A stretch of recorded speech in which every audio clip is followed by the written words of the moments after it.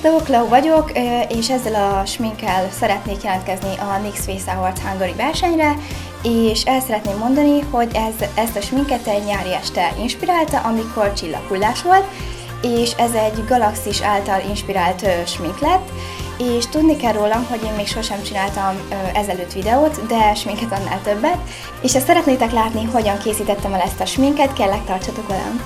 Primerrel fogok kezdeni, ami előkészíti az arcomat a további sminkre és az alapozóra.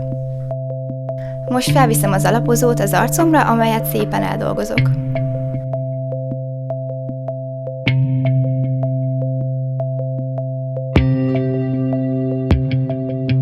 Ezután egy korrektorral eltüntetem a szemem alatti karikákat.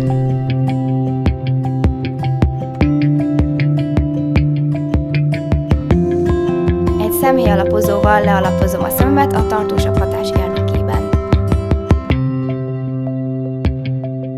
Ezután egy rózsaszín alapot viszek fel a szemhéjamra.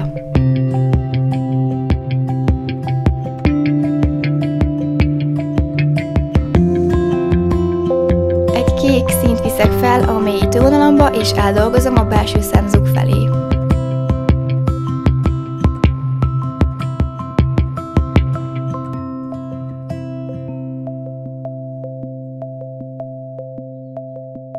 Most egy erősebb rózsaszín árnyalat következik.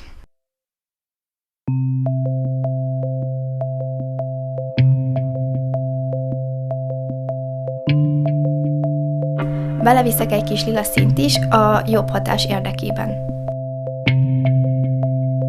Összemosom a színeket.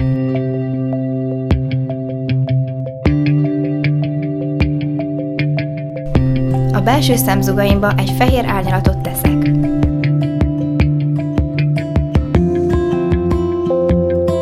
Egy rózsaszín és kék átmenettel kötöm össze az alsó szempillatöveimet a felső sminkemmel.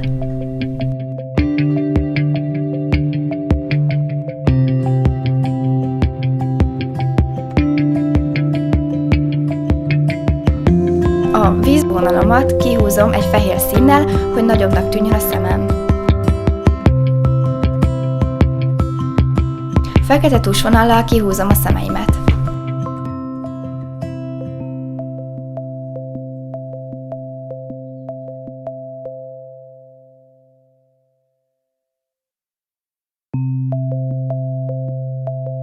Egy szempillagöndörítőt használok, majd egy szempillaspirált. Végül egy barna színnel kihúzom a szemöldököm, és egy highlighterrel kiemelem.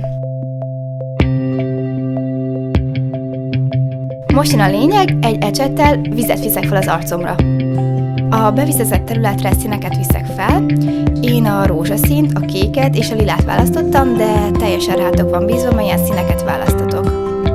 A legjobb, ha a színeket random viszitek fel, így lehet a még jobb galaxis hátteret elkészíteni. Újra bevizezem ezt a területet, és jöhet a kedvencem, a csillámpor.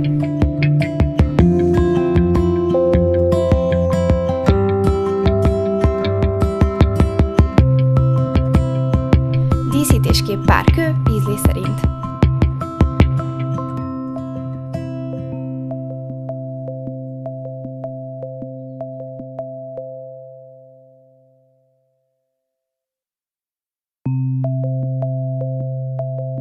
Befejezésként egy highlighterrel zárom le a sminket, majd eldolgozom.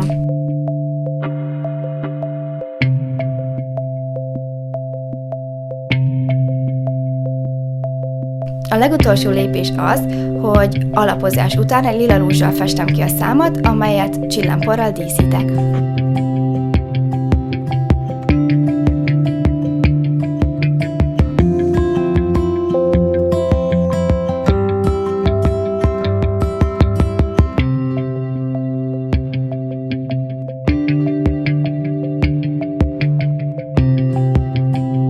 Kész is van!